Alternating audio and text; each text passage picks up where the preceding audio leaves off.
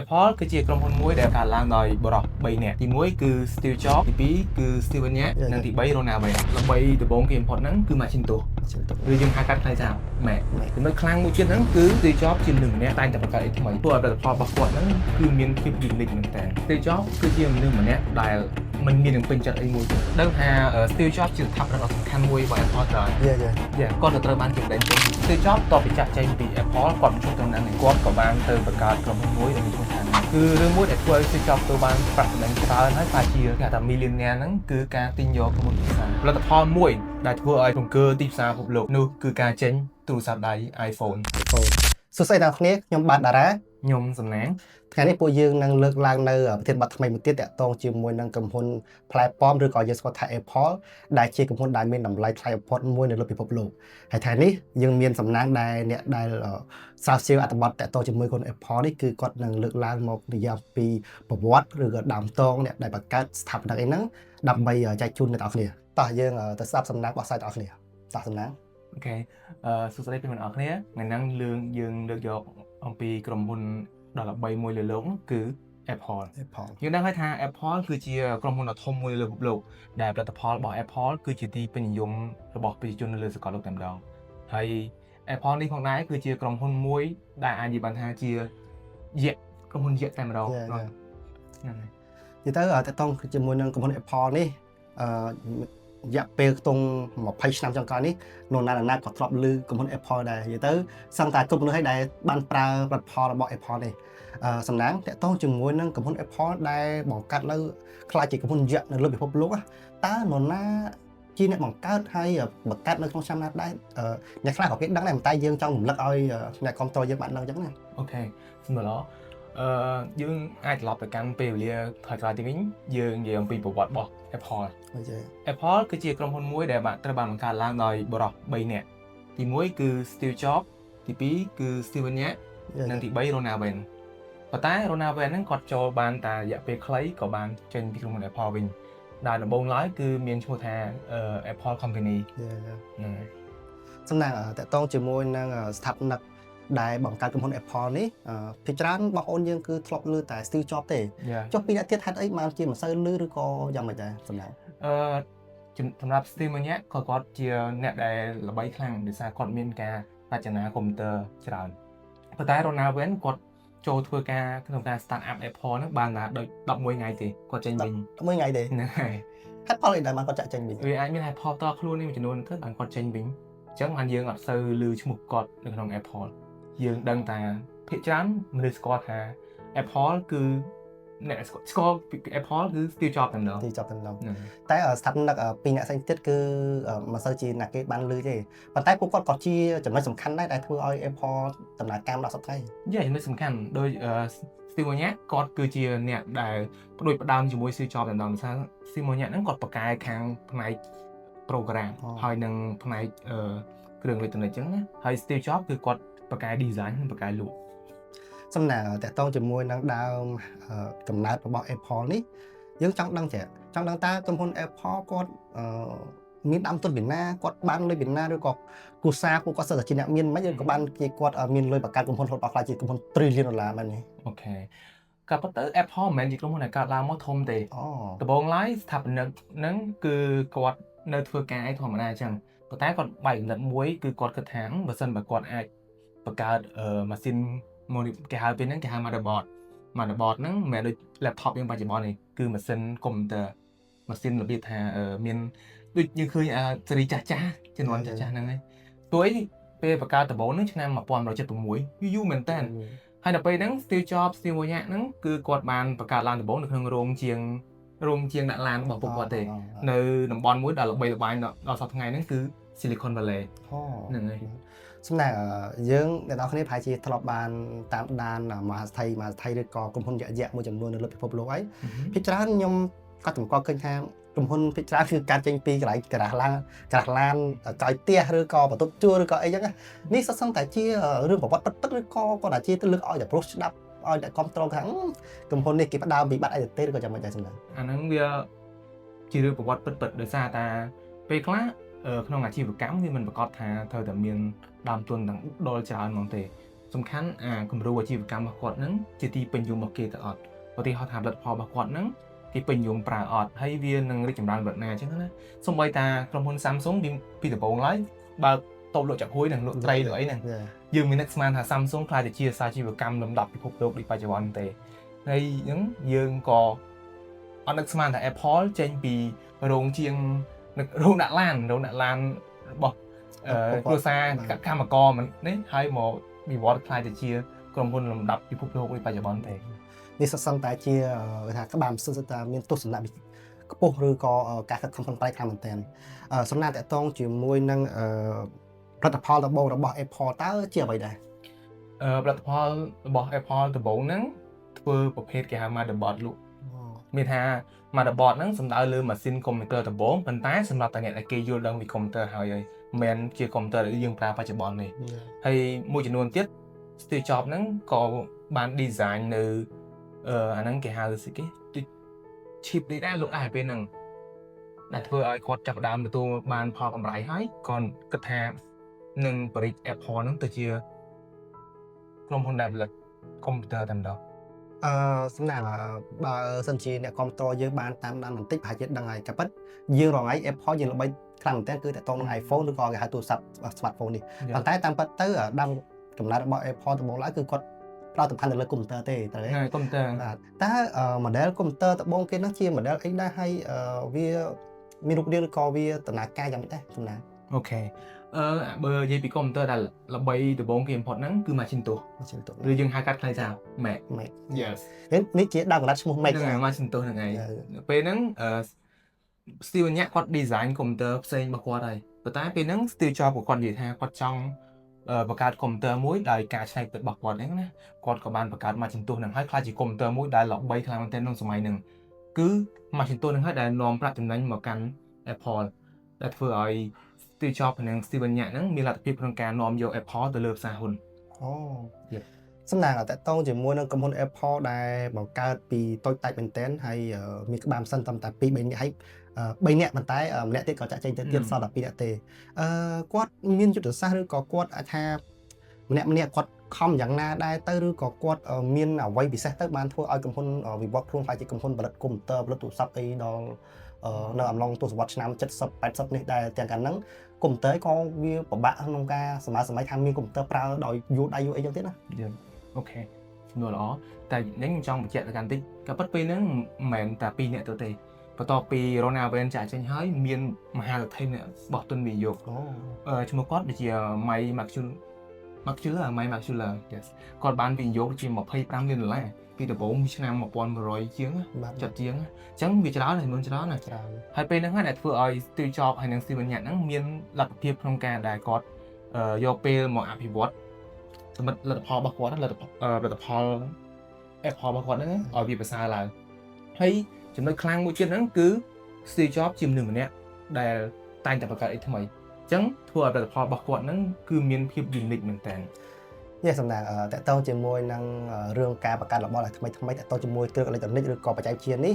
ខ្ញុំជឿជាក់ថាអ្នកនរគ្នានឹងនឹកសម័យឃើញ Steve Jobs មុនគេតបមកគឺ Elon Musk Steve Jobs នេះគឺជាគេហៅថាបិតាអ្នកបង្កើតរបស់ថ្មីហើយសំណាងសូមនិយាយពី Steve Jobs បន្តិចមកយើងតា Steve Jobs គាត់ពិសេសគាត់ឆ្លាតកម្រិតណាទៅដែលមាន idea ថ្មីបង្កើតអ្វីថ្មីដែលសង្ឃថា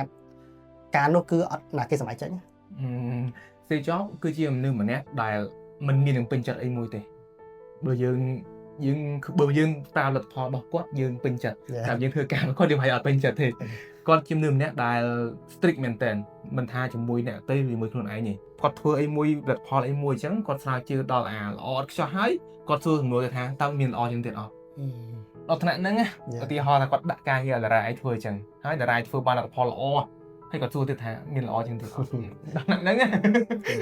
តែប៉ាត់ក្រុមហ៊ុនឬក៏ក្បាលមិនសិនសឹងតែអាចថាមានទស្សនៈនេះហើយបានធ្វើឲ្យក្រុមហ៊ុនមួយខ្លាចជាក្រុមហ៊ុនយ៉ាបានតែសំណាងតកតងជាមួយនឹងក្រុមហ៊ុន Apple នេះ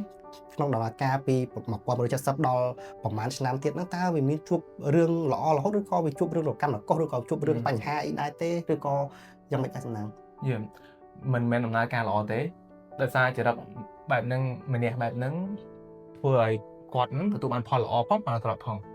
ដឹងថា Steve Jobs ជាស្ថាបនិកដ៏សំខាន់មួយរបស់ Apple ត្រង់ យ៉ា គាត់ក៏ត្រូវបានគេបណ្ដេញចេញដែរ មានចឹងទៀត ចឹង អានេះដូចជា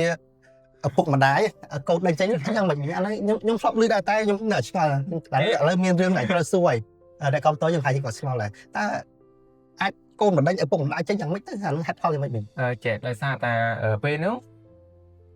របៀបធ្វើការរបស់ Steve Jobs ហ្នឹងគឺតឹងរឹងចឹងហើយមានបុគ្គលិកជាច្រើនដែលអត់ពេញចិត្តប៉ុន្តែក៏គេអត់បានថាអីដែរដោយសារតែផលិតផលរបស់ដែល Steve Jobs រចនាហ្នឹងវាលោតដាច់ហើយអាចរកចំណូលឲ្យក្រុមហ៊ុនបានច្រើនចឹងណាប៉ុន្តែក្រោយមកដោយសារតែផលិតផលហ្នឹងលក់លែងសូវដាច់មានក្រុមហ៊ុនដែលប្រកួតប្រជែងដូចជា Microsoft ដូចជា HP អីគេមានផលិតផលល្អៗជាងចឹងណាមួយដោយសារ Apple ហ្នឹងបង្កើតកម្មវិធីដាក់របស់ខ្លួនឯងគឺយើងដឹងថា iOS តែបានតែ Apple ទេចឹងអញ្ចឹងវាធ្វើឲ្យពេលហ្នឹងមានបញ្ហាច្រើនវាធ្វើឲ្យតម្លៃកុំព្យូទ័រថ្លៃហើយនឹងមានបញ្ហាមួយទៀតដល់ពេលក្រោយមកប្រាក់ចំណូលខ្លួនធ្លាក់ចុះក្រុមប្រឹក្សារបស់ក្រុមហ៊ុនហ្នឹងក៏សម្រេចចិត្តអត់ឲ្យ Steve Jobs លូកដៃចូលការងារក្រុមហ៊ុននេះអញ្ចឹងដោយសារគាត់អន់ចិត្តរឿងហ្នឹងគាត់ក៏បានដើរចេញពី Apple ទៅហ្នឹងជឿថាក្នុងនាមជាអ្នកបង្កើត Apple ប៉ុន្តែត្រូវបានគឺថាបុគ្គលិកឬក៏គឺថាដៃគូតបណ្ដេញចេញវិញទៅនៅពេលហ្នឹងនៅពេលដែល Steve Jobs គាត់ចាក់ចេញពី Apple ទៅតើ Apple ចាប់ដើមឬចម្រើនបន្ថែមទៀតឬក៏ចាប់ដើមថយចុះឬក៏ជួបពីបាត់អីបន្ថែមទៀតឬក៏ចាំបាច់ដែរអូខេពេលហ្នឹងបន្ទាប់ពី Steve Jobs បានចេញទៅក្រុមហ៊ុន Apple ហ្នឹងក៏នៅតែមានប្រាក់ចំណូលធម្មតាដែរតែចាប់អង្គធ្លាក់ចុះហើយដោយសារតែ Apple ពេលហ្នឹងអត់បានផ្ដោតលើការបង្កើតថ្មីទេគឺផ្ដោតលើការកែច្នៃនៅផលិតផលចាស់ហ្នឹងមកលក់លើទីផ្សារអញ្ចឹងធ្វើឲ្យផលិតផល Apple ហ្នឹងចាញ់ដៃគូប្រកួតប្រជែងហើយខ្ញុំចង់បន្ថែមរឿងមួយទៀតរឿងដែលគួរឲ្យចង់ស្វែងមួយទៀតហ្នឹងអ្នកដែលអនុម័តឲ្យដេញ Steve Jobs ចេញពីហ្នឹងគឺលោក John Sculley ហើយ John Sculley ពីមុនគឺជា manager នៅក្រុមហ៊ុន Pepsi ហើយ Steve Jobs អញ្ជើញគាត់មកចាំថាអ្នកដែលគេត្រូវអញ្ជើញដេញគេវិញហ្នឹងហើយចុះតើតងជាមួយនឹងការបដិញនេះនៅពេលដែលការលក់ធ្លាក់ចុះអញ្ចឹងតែ Apple នៅតែជាក្រុមហ៊ុនមួយថាយ៉ាងម៉េចដែរថាជួបរឿងច្រើនដែលត្រូវអស់ស្័យហើយត្រូវដោះស្រាយដោយរបៀបណាដែរហ្នឹងណាយ៉ាអូខេពេលហ្នឹងប្រាក់ចំណូលរបស់ Apple ចំនួនធ្លាក់ចុះហើយផ្ទៃក្នុងរបស់ Apple ចាប់ដើមមានការគង្កើហើយ Steve Jobs តបពីចាក់ចេញពី Apple គាត់មិនឈប់ត្រឹមហ្នឹងទេគាត់ក៏បានទៅបង្កើតក្រុមហ៊ុនមួយដែលមានឈ្មោះថា Next ហ្នឹងប៉ុន្តែក្រុមហ៊ុនហ្នឹងក៏អត់ទាន់រកប្រាក់ចំណូលឲ្យ Steve Jobs បានច្រើនដែរពេលហ្នឹងគឺរឿងមួយដែលធ្វើឲ្យ Steve Jobs ទទួលបានប្រាក់ចំណេញច្រើនហើយខ្លះជា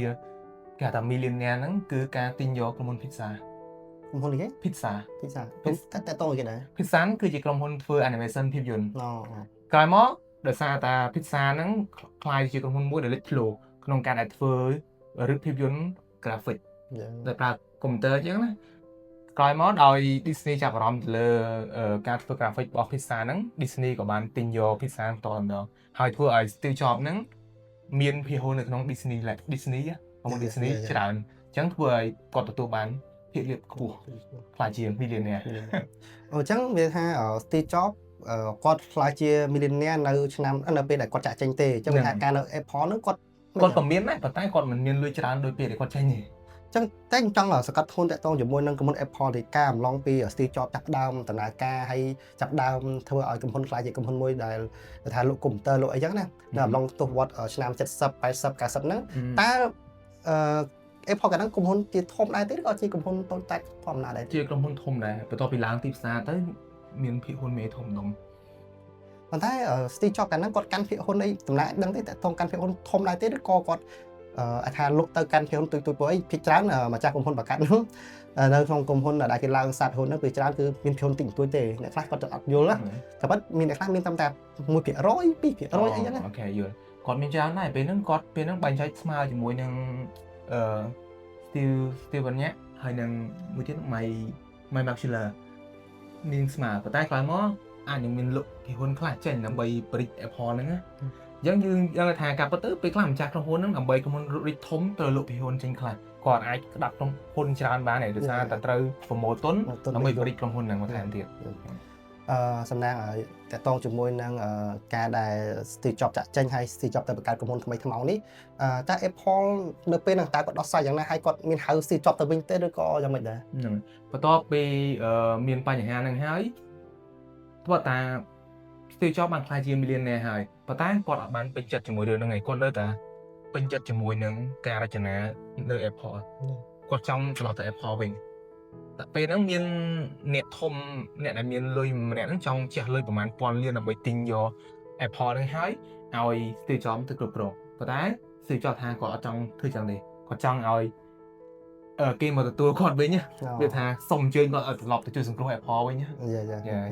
មានថាការគេបដិចេញហើយគឺត្រូវតែយកមុខមាត់មកវិញគឺឲ្យគេទៅអញ្ជើញមកវិញហ្នឹងហើយតែយើងយល់ឃើញថាអានេះបង្ហាញពីអត្តចរិតមួយរបៀបថាគាត់រៀង strict រៀងរឹងរូសដែរណា ហ្នឹងហើយសំណាងតកតងជាមួយការអញ្ជើញគាត់ទៅវិញតើ Steve Jobs គាត់យល់ព្រមទេហើយទៅវិញហ្នឹងគាត់បានប្រើយុទ្ធសាស្ត្រអីខ្លះក្នុងការលើកឲ្យ Apple ដំណើរការឲ្យ Apple ថារីកធំធាត់ចឹងណាអូខេពេលហ្នឹងបន្ទាប់ពីត្រឡប់មកកាន់ក្រុមហ៊ុន Apple ជាលើកទី2វិញ Steve Jobs បានរុះរើថ្នាក់ដឹកនាំច្រើនមែនតើរុះរើក្បាលសិនតើរុះរើក្បាលសិនតែម្ដងដាក់ដែលយកបុគ្គលិកពីក្រុមហ៊ុន Next មកយ៉ាងច្រើនហើយគាត់ហ្នឹងហើយហើយគាត់មានការស្នើសុំឲ្យបញ្ឈប់ក្រុមប្រឹក្សារបស់ Apple តែម្ដងដូចជាលោក John Sculley មានសូម្បីតែ Mike Mutchler ដែលជាស្ថាបនិករួមមួយគាត់ហ្នឹងក៏គាត់សុំឲ្យប្រឈប់ដែរប៉ុន្តែដោយសារតែ Steve Jobs គោរពគាត់ខ្លាំងហើយអញ្ចឹងមុនពេលដែលប្រឈប់គាត់ហ្នឹង Steve Jobs ក៏បានទៅនិយាយមួយគាត់សុំឲ្យគាត់ចេញពីក្រុមហ៊ុនឲ្យស្រួលអីចឹងណាហើយ Mike Mutchler ក៏ព្រមតាមទៀតស្រួលដែរ Steve Jobs ចូលចិត្តគាត់តែទៅពេលដែលគាត់យល់ព្រមជាមួយការបដិចេញ Steve Jobs ហ្នឹងSteve Jobs មួយគាត់លឿនអកអញ្ចឹងណាក៏ប៉ុន្តែអ្នកនរគ្នាតកតងជាមួយនឹងរឿងរ៉ាវមិនថារស់ស៊ីនយោបាយឬក៏កិច្ចការទេអ្នកគ្នាក៏ប៉ុន្តែពេលខ្លះទៅយើងកុំតាំងតែងពេកដូចថាយើងប្រកាន់ច្រើនថាយើងគុំគួបអ្នកនឹងយកហ្មងក៏ប៉ុន្តែពេលខ្លះទៅដៃគូយើងក៏អាចថាជាមិត្តយើងដែរពេលខ្លះទៅរឿងខ្លះគឺយើងមិនអាចថាគុំគុនមួយជីវិតបានទេដូចគេនិយាយថាអ្នកធ្វើកិច្ចការធំគេមិនអាចគុំគុនបានយូរទេជាសំណាងដូច Steve Jobs ចឹងដែរគាត់ត្រឡប់ទៅវិញបើអ្នកផ្សេងណាគុំគុនច្រើនគេមិនទៅវិញទេតែសារគាត់អាចថាគាត់យល់ឃើញថាអ្វីដែលសំខាន់ផុតគឺការផលិតអ្វីថ្មីឬក៏ចង់ដឹកនាំ Apple ទៅកាន់អ្វីដែលគាត់ចង់បានចឹងអាហ្នឹងជារឿងដែលគាត់ចង់ធ្វើចឹងបញ្ជាក់ថាគាត់មានទស្សនវិស័យវែងឆ្ងាយគាត់មើលឃើញពីការផ្លាស់ប្ដូរលោកណាពេលដែលគាត់ខ្ញុំអាចបន្តរឿងនឹងទៀតណាអញ្ចឹងអូខេពេលដែលគាត់ទៅកាន់ក្រុមហ៊ុន Apple ហ្នឹងដោយសារតែផលិតផល Apple នៅពេលហ្នឹងគាត់និយាយពាក្យមកឃ្លាថាផលិតផល Apple ហ្នឹងគឺស្រែ Steve Jobs និយាយទៅកាន់ក្រុមប្រឹក្សារបស់ Apple ណាពេលហ្នឹងផលិតផល Apple ហ្នឹងស្រែហើយមានអ្នកយកលុយទៅទិញផលិតផលអញ្ចឹងហើយពេលហ្នឹងគាត់ក៏ចាប់ផ្ដើមក្នុងការចាប់ដៃគេហៅថាពេលនេះកន្លែងមាន surprise មានតែគេហៅថាមិត្តផលប្រយោជន៍ Steve Jobs ក៏បានថាការមួយ Bill Gates ដែលធ្លាប់ជាគូប្រជែងស៊ីសាច់ហត់ឈាមក៏បានធ្វើឲ្យ Microsoft ហ្នឹងទិញភាគហ៊ុនមួយចំនួនក្នុង Apple បានទៀតហើយគាត់ក៏ចាប់ផ្ដើមបង្កើតអីផ្សេងក្រៅអំពីការផលិតកុំព្យូទ័រពេលហ្នឹងគឺគាត់បង្កើត iTunes ដែលជា stock ចម្រៀងហើយយើងអាចទិញចម្រៀងពីអ៊ីនធឺណិតហើយចាក់ស្ដាប់បានក្រោយមកគាត់បញ្ចេញផលិតផលរបស់ Apple មួយទៀតគឺ iPod ហ្នឹងហើយវាពេលសម័យហ្នឹងគឺពេញនិយមiPod មួយ iTunes ហ្នឹងអ្នកនរគ្នាក៏ប៉ុតខ្ញុំគិតថាបើក្មេងៗ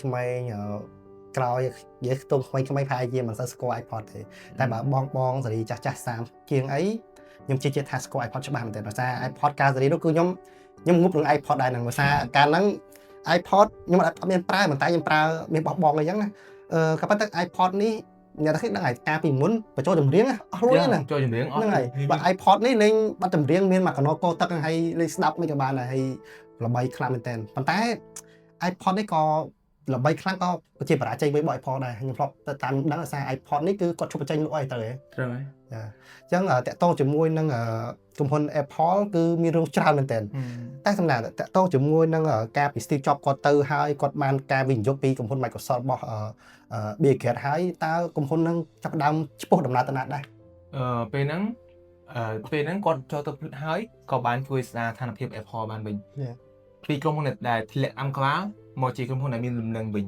អត់ទាន់ចំណេញទេតែអត់ខាតចាបើតារានិយាយមុនហ្នឹងថា iPod ហ្នឹងគឺជារឿងដែលអត់ត្រូវតែខ្ញុំគិតថាត្រូវព្រោះពេលហ្នឹងយើងគិតថាផលិតផលហ្នឹងអត់អាចរកបានយូរប៉ុន្តែក្នុងរយៈពេលខ្លីហ្នឹងក៏បានរកប្រាក់ចំណូលបានច្រើនណាស់ និយាយទៅ iPod ហ្នឹងក៏ប៉ិតចេះវាមានរឿងពីរចេះទី1ជាផលិតផលមួយដែលជោគជ័យដែរមានគេទទួលស្គាល់តែប៉ុន្តែគាត់ថាវាអាយុអត់បានវែងណាដូច iPhone យើងប្រើរហូតតចឹងទេកាលហ្នឹង iPod គាត់ថាពេលដែលប៉ាត់ចេញមកគឺអត់តមានគូប្រជែងចឹងដល់ពេលយូរទៅមានទូរស័ព្ទមានអី YouTube មានអីចឹងទៅវាក៏ចាប់ដើមធ្វើឲ្យ iPod ហ្នឹងចាប់ដើមធ្វើធ្លាក់ដែរហ្នឹងហើយតែថាចឹងក៏ត្រូវម្យ៉ាងដែរតែក្រោយមកផលិតផលមួយដែលធ្វើឲ្យរង្គើទីផ្សារពិភពលោកនោះគឺការចេញទូរស័ព្ទដៃ iPhone ហ្នឹងហើយពេលដែល iPhone ប្រកាសចេញឡើង Steve Jobs បានធ្វើសន្និសីទកសែតមួយដ៏កក្រៅពិភពលោកដែលគាត់អាចយកកម្មវិធីដែលធ្លាប់តែដំណើរការលើកុំព្យូទ័រមកដាក់លើទូរស័ព្ទដៃមួយបានរឿងនេះក៏ខ្ញុំធ្លាប់បានដឹកដែរប៉ុន្តែកាលយើងយូរអ្នកនរគ្នាគឺតាំងពី2007អីនោះអញ្ចឹងមានថាយូរមែនតើប៉ុន្តែខ្ញុំធ្លាប់បានតាមដានព័ត៌មានក៏ដឹងដែរថាកាលហ្នឹងគេភ្ជាប់តែមែនតើថាជុំទូរស័ព្ទប៉ុណ្ណេះហ្នឹងហើយញាត់គ្រប់យ៉ាងនៅក្នុងហ្នឹងអស់ហ្នឹងហើយប៉ុន្តែចេះណាគ្នានៅពេលអំឡុងហ្នឹងមានគេសរសើរហើយក៏មានគេប្រអាប់ដែរថាអូវាមិនគេមិនជឿថាសាប់ប្រើអេក្រង់ថាច់ចឹងវានឹងជោគជ័យទេហើយជាពិសេសនោះគឺ Nokia តែម្ដង Nokia នេះហើយគឺដែលមើលងាយក្រុមហ៊ុន Apple ដែរគេថាវាមិនអាចទៅរួចទេប៉ុន្តែចង់ចាប់គឺដួលរបស់ Apple តែម្ដងតោះសំណាងបន្តទៀតមើលអញ្ចឹងមិនយើងគិតថាពេលខ្លះ business អីដែលយើងគិតថាมันអាចទៅរួចគេធ្វើបានក៏ប៉ុន្តែរឿងខ្លះបើសិនជាយើងអានេះស្រាប់បទសោតខ្ញុំស្រាប់ទស្សនៈរបស់ខ្ញុំណាពេលខ្លះយើងមើលស្រាលដៃគូមើលស្រាលគេទាំងដែលកាប់ប៉ិតរឿងខ្លះកន្លែងហ្នឹងហើយគឺធ្វើឲ្យយើងបរាជ័យឬក៏ធ្វើឲ្យយើងដួលរលំដល់ខ្លួនឯងដែលយើងមើលសារដៃគូយើងឬក៏មើលសារអ្នកដទៃដែលគេថាអានេះឬក៏នោះថាគ្មានសុខភាពឬក៏អីកាប់ប៉ិតពេលខ្លះយើងមើលឥឡូវគេអត់មានសុខភាពមែនប៉ុន្តែគេនឹងខំធ្វើគេមានកំណត់គេតស៊ូឬក៏4ឆ្នាំទៀតយើងនឹងឃើញលទ្ធផលរបស់គេហើយអញ្ចឹងមិនត្រូវយើងបន្តរឿងទៀតណាបន្ទាប់ពី Steve Jobs បានបញ្ចេញiPhone ទៅលើទីផ្សារហើយវាធ្វើឲ្យល្បីកក្រឹកមែនតើហើយ Apple បានសាងប្រាក់ចំណូលដ៏មហាសាលពេលហ្នឹងមិនអស់ទៅប៉ុណ្ណឹងទេគាត់ថែមទាំងបាន update កុំព្យូទ័រ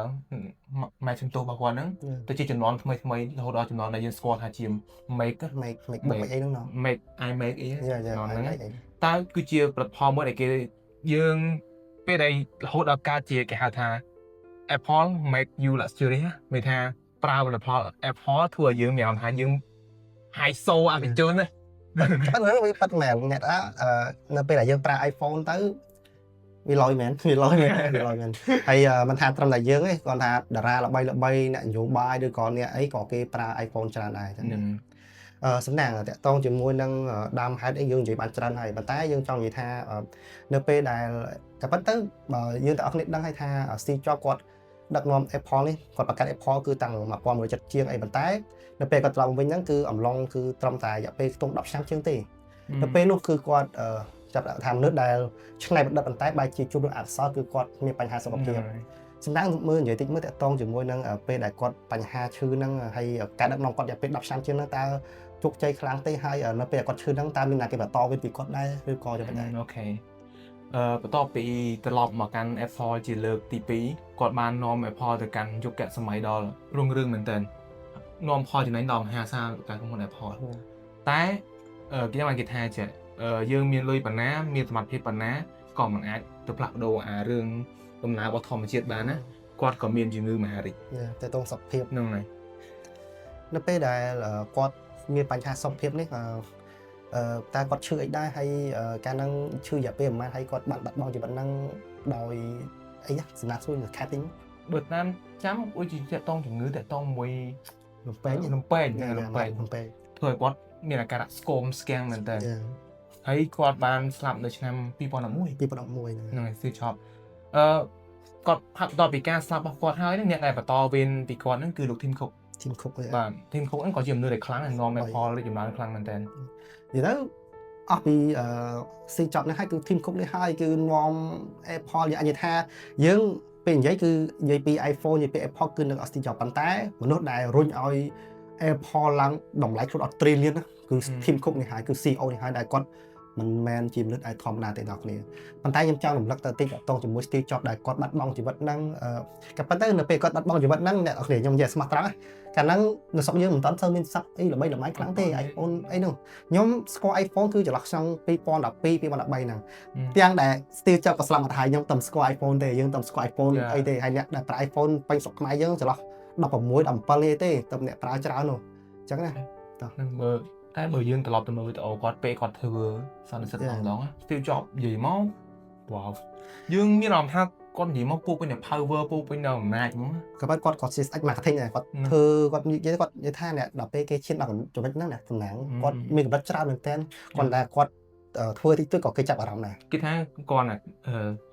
មកចាំមកតនលទ្ធផលគាត់បង្ហាញគាត់ដូចធ្វើគាត់ឡើងបាត់បង្ហាញហ្នឹងគាត់ធ្វើពីហ៊ុនដល់ថ្លៃហើយគឺនិយាយទៅគាត់តែងតែមានអីដែលភ្ញាក់ផ្អើលទៅកាន់ពិភពលោកតែម្ដងសម្រាប់ខ្ញុំសូមឥឡូវវីដេអូយើងនេះវិញតិចណាប៉ុន្តែខ្ញុំចង់និយាយបន្តិចតាក់ទងជាមួយនឹងរឿង Apple ឬក៏ iPhone នេះខ្ញុំនៅតែសារក្រុមហ៊ុន Apple ខ្ញុំដឹងថានៅទីផ្សារអន្តរជាតិយ៉ាងម៉េចតែទីផ្សារខ្មែរយើងខ្ញុំអាចឃើញធ្វើ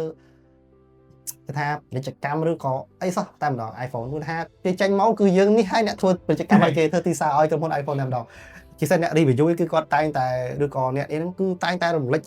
Apple ចេញចុះទោះបីជា Apple ចេញមិនទឹកអាប់ដេតមែនក៏យើងរិះគន់អាពាក្យរិះគន់ក៏ខ្លាចជាទីផ្សារគេដែរហេតុអីសំណាងបាន Apple គាត់ប្រើយុទ្ធសាស្ត្រអីបានធ្វើឲ្យដល់ថ្នាក់ថាមិនសូវជាប្រើទីផ្សារមិនសូវជាធ្វើទីផ្សារតែអ្នកដទៃគឺលើកពី Apple ច្រើនមែនទែនដោយសារតែ Apple លក់ទំនុកចិត្តមានថាផលិតផលរបស់ Apple មួយគេធ្វើចេញមកវាមានគុណភាពហើយវាមានភាពប្រណិតទៀតដល់ពេលអញ្ចឹងមនុស្សជឿទុកចិត្តក្រុមហ៊ុនមួយហ្នឹងអញ្ចឹងផលិតផលដែលចេញក្រោយៗមកសឹងថាមិនទាន់បានឃើញហងអ្នកថាត្រៀមលុយទិញហើយយើងមើលតា iPhone 17ឥឡូវខ្ញុំទាំងអស់គ្នា iPhone 17នេះអាពណ៌តក្រូចហ្នឹងកុំថាតែទូរស័ព្ទគាត់ថាអីគេខ្នើយក៏មាន17ហើយធំដាក់ហ្នឹងអីក៏មានដែរចឹងអីក៏មានដែរសរសើរមែនតើដែលគាត់ធ្វើឲ្យល្បីមែនតើតែឥឡូវយើង back មកក្រោយបន្តិចឬក៏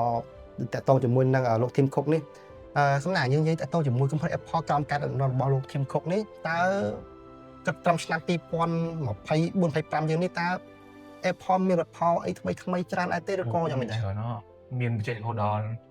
iPad មានស្កានហ្នឹងគេហៅគេវីរ៉េពាក់មើលពិភពនេះគេមើលប្រភេទគេហៅគេគេហៅ Visu អីគេនេះ Apple Visu Pro ប្រាប់គាត់ថាពាក់មើលបានហ្នឹងហើយសាវ៉ែនតាណាយើងថាបានយើងនេះអានឹងពាក្យគេឈ្មោះពាក្យអីចាំមកបានដែរ Vision Pro អីហ្នឹងហើយចាប់មើលគេហៅប្រភេទមើល Metaverse អីចឹងទៅតែផលិតផលដែល Apple ជោគជ័យខ្លាំងគេគឺជាគេដែរសម្រាប់ Apple ជោគជ័យគេបំផុតគឺ iPhone ហើយនិង MacBook មកសំទោសមិន MacBook ទេនិយាយថាកុំព្យូទ័រប្រភេទ Mac មិនថា iMac ឬ MacBook អីទេតែធ្វើឲ្យរុញឲ្យផលិតផល Apple ហ្នឹងល្បីខ្លាំងមួយទៀតខ្ញុំចង់និយាយរឿងហ្នឹងដែរតារាមានចាប់អារម្មណ៍អត់ឆ្ងល់អត់មិនបានផលិតផលរបស់ Apple ភាគច្រើនមានពាក្យនាំមុខដែរឆ្ងល់ប៉ិតជាឆ្ងល់មែនតើដោយសារពាក្យអានេះគេប៉ិតឥឡូវក៏មានពាក្យអាយដែរដោយសារគេ Apple ឯនាំអានអញ្ចឹងហេតុអីគឺអ្នកឯនាំឲ្យមានពាក្យអាយគឺ Steve Jobs គាត់ចង់និយាយថាខ្ញុំអ្នកច្នៃបង្កើតហ្នឹងអូចឹងគេមកបង្ហាញពីផលិតផលមួយបង្ហាញពីអត្តសញ្ញាណរបស់គាត់អញ្ចឹងគាត់បានប្រើពាក្យនាំមុខហ្នឹងគឺ i មិនថា iPhone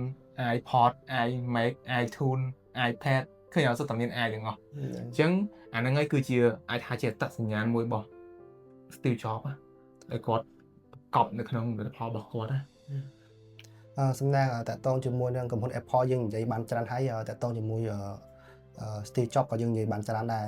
ហើយយើងត្រឡប់មកវិញតាក់ទងជាមួយនឹងក្រុមហ៊ុន Apple នេះឥឡូវនេះគឺមានតម្លៃទីផ្សារប្រហែលប្រមាណដែរហើយក្រុមហ៊ុន Apple នេះវា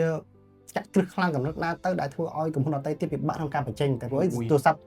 ក្រុមហ៊ុនទូរស័ព្ទក៏ច្រើនក្រុមហ៊ុនកុំព្យូទ័រក៏ច្រើនតែនៅតែផ្ដួលគេហៅផ្ដួលប្រភេទ Apple នេះប្រភេទដូចថា Make i ឬក៏ iOS នេះគឺមិនបានសោះមកជាពិសេសប្រព័ន្ធ iOS នេះគឺជាប្រព័ន្ធមួយដែលតាន់មែនតើគេនិយាយថាសឹងតែ hack មិនបានណាប៉ុន្តែគេ hack បានប៉ុន្តែគឺថាគេប្រើពាក្យថាសឹង hack មិនបានណាសម្រាប់និយាយមើលតើយ៉ាងម៉េចដែរបើតាមទីផ្សារបច្ចុប្បន្ន Apple មានតម្លៃជាង2 trillion ដុល្លារនិយាយទៅធំជាងសេដ្ឋកិច្ចប្រទេសមួយចំនួនធំឆ្ងាយធំយ៉ាងមិនថាក្រុមហ៊ុនមួយតម្លៃភាគហ៊ុនធំជាងបណ្ដាប្រទេសមានមួយ ចឹងវាថាក្រុមហ៊ុននេះមិនធម្មតាទេ ចឹងបានឃើញសារ៉ាអាមេរិកខ្លាចជាប្រទេសមហាអំណាចមួយអ្នកនរគ្នាព្រោះអីមិនមែនជាលេងសើចទេដែលសារ៉ាអាមេរិកគឺមានក្រុមហ៊ុនធំៗយកដែលមានតម្លៃ trillion នេះគឺច្រើនមែនទែនដូចជាក្រុមហ៊ុន HP យ៉ាគឺច្រើនដូច Microsoft អីនេះ Facebook អីនេះ Tesla នេះអូច្រើនមែនទែន ចឹងមិនថាអាហ្នឹងយើងនិយាយថាវាជា power មួយរបស់ប្រទេស នេះគឺជាឆ្អឹងខ្នងសេដ្ឋកិច្ចអ្នកនរគ្នាមិនលេងសើចទេរឿងនេះចាំមិនថាពេលខ្លះទៅនៅស្រុកយើងគួរតែមានថាក្រុមហ៊ុនដែលគាត់មានការច្នៃប្រឌិតតទៅជាមួយនឹងគ្រឿងបច្ចេកវិទ្យាខ្លះទៅព្រោះឯបច្ចុប្បន្នខ្ញុំនិយាយស្មោះត្រង់នៅស្រុកខ្មែរយើងភាគច្រើនគឺគាត់មិនសូវជាគិតរឿងក្រុមហ៊ុនបច្ចេកវិទ្យាឬក៏ការច្នៃប្រឌិតអីទេភាគច្រើនគឺយើងធ្វើអីតាមតែគ្នាថាឥឡូវយើងហើយខ្ញុំមិនចង់និយាយប៉ះពាល់អីទេតែឧទាហរណ៍ថាយើងរត់លេងគឺយើងរត់លេងទាំងអស់គ្នាថាយើងអត់មានបង្កើតអ្វីដែលថ្មីឬក៏ផ្សព្វផ្សាយជាអ្វីដែលថាជួយឲ្យសេដ្ឋកិច្ចយើងឬក៏ក្រុមការងារឬក៏ប្រជាជនយើងមានការធ្វើទេពីច្រើនយើងធ្វើឲ្យយើងបែរជានាំលទ្ធផលនោះពីប្រទេសគេមកទៀតអញ្ចឹងណាយើងអត់បង្កើតប្រទេសយើងទៀតអាហ្នឹងគឺជាកត្តាមួយដែលធ្វើឲ្យសេដ្ឋកិច្ចយើងក៏រៀងពិបាកដែរដូចអាមេរិកនេះក៏យើងយកជាគំរូចិននេះក៏ជាគំរូយើងដែរតែប៉ិតរឿងខ្លះសិតសឹងតែកាត់ចេញពីកថាការឆ្នៃចែកជាដើមដូចជាក្រុមហ៊ុន Apple ជាដើម លោកការឆ្នៃប្រឌិត សំណាងយើងនិយាយគ្នាអាចចាត់ឲ្យវីដេអូក៏រៀងវែងទៀតហើយអ្នកនរគ្នាវីដេអូមួយគឺសិតសឹងវែងមែនទែនឥឡូវតែចង់ឲ្យសំណាងបន្ថែមមើលតើមានអីបន្ថែមទៀតទេហើយចង់និយាយអីទៀតទេតកតងជាមួយនឹងក្រុមហ៊ុន Apple នេះសម្រាប់រឿងតកតងមួយក្រុមហ៊ុន Apple យើងនិយាយបានច្រើនហើយអញ្ចឹងអ្នកទាំងអស់គ្នាអាចចង់ដឹងរឿងបន្ថែមទៀតអ្នកអាច research បន្ថែមជាពិសេសចង់ឲ្យអ្នកទៅមើលវីដេអូចាស់ៗរបស់ទៅចប់រំលឹកពីគាត់ផងវាយើងសូម្បីខ្ញុំមើលឡើងវិញក៏មានអារម្មណ៍ថាវ៉ាការ present របស់គាត់មាន power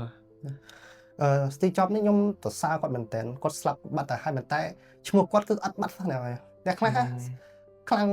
ជាមហាថៃជាអ្នកបង្កើតអីមួយតែពេលខ្លះទៅឈ្មោះគាត់គឺគេសើរំលឹកបានទេតែ Steve Jobs នេះគឺតែយើងនឹកឃើញ iPhone Apple នេះគឺ Steve Jobs អត់ហើយគឺយើងនឹកឃើញគាត់តែម្ដងទាំងតែគាត់ក៏បានបាត់បង់ជីវិតជាង10ឆ្នាំទៅហើយអញ្ចឹងសំណាងយើងអត់មានអីទេណាអូខេយើងឥឡូវអីដែលយើងនិយាយពីតកតងពីក្រុមហ៊ុន Apple យើងចប់តាមហ្នឹងណាព្រោះយើងនិយាយមិនវិញណាហើយអ្នកនរគ្នាបើសិនជាចង់បានថាធានបတ်អីថ្មីទៀតអ្នកនរគ្នាអាច comment មើលតើចង់ស្ដាប់ពីអីសំណាងគាត់នឹងបកស្រាយស្ដាប់ដូចថាតកតងជាមួយ Nokia ឬក៏ Samsung ឬក៏ក្រុមហ៊ុនអីទៀតគឺពួកខ្ញុំនឹងរីករាយធ្វើជាវីដេអូឲ្យអ្នកនរគ្នាបានស្ដាប់វាខ្លះទៅបើទោះបីជាពួកខ្ញុំនិយាយទៅអាចថាលើកខ្វះអីតែសង្ឃឹមអ្នកនរគ្នាអាចអធិស្ឋានឲ្យបានហើយអ្វីដែលអ្នកគ្នាចង់បានមើលឬក៏ចង់ស្ដាប់អាច comment មកថាចង់បាន Nokia ស្ដាប់ Nokia ឬក៏ Samsung ឬក៏ក្រុមហ៊ុនអីមួយ comment មកនៅខាងក្រោមវីដេអូពួកខ្ញុំនឹងធ្វើទៀតអញ្ចឹងវីដេអូនេះគឺមានតែប៉ុណ្្នឹងទេខ្ញុំបាទតារាខ្ញុំសំណាងពួកយើងជួបគ្នានៅវីដេអូក្រោយទៀត